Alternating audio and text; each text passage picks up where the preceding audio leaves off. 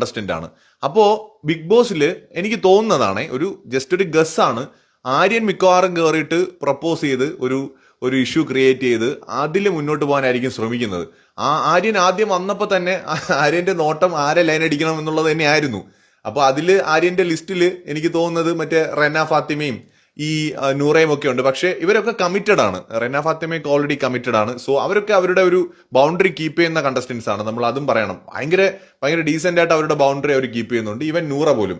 പക്ഷെ ആര്യനെ സംബന്ധിച്ച് ബിഗ് ബോസിൽ നിൽക്കണം എന്നുണ്ടെങ്കിൽ ആര്യന്റെ കോണ്ടന്റ് അതാണ്, അതിനാണ് ആര്യൻ ട്രൈ ചെയ്തുകൊണ്ടിരിക്കുന്നതെന്നാണ് എനിക്ക് തോന്നുന്നത്. മേ ബി ഇത് നമ്മുടെ തോന്നലുമാവാം കേട്ടോ. പക്ഷെ ഇന്ന് നടന്ന കാര്യം ഇതാണ്. കട്ടിലിൽ കിടന്നുകൊണ്ട് നൂറെ തന്നെ നോക്കിക്കൊണ്ട് കിടക്കുകയാണ്, പാട്ട് പാടുന്നു, മറ്റേ വിരഹ കാമുകന്മാരെ പോലെയൊക്കെ കിടന്ന് പല അഭ്യാസ പ്രകടനങ്ങളും ഒക്കെ ആശാൻ ഇറക്കി നോക്കുകയാണ്. അതിലെ പിടിച്ച് പഞ്ഞിക്കിടാതിരുന്നാൽ മതിയായിരുന്നു. കൂടുതൽ ലൈവ് അപ്ഡേറ്റുകളുമായി വീണ്ടും കാണാം.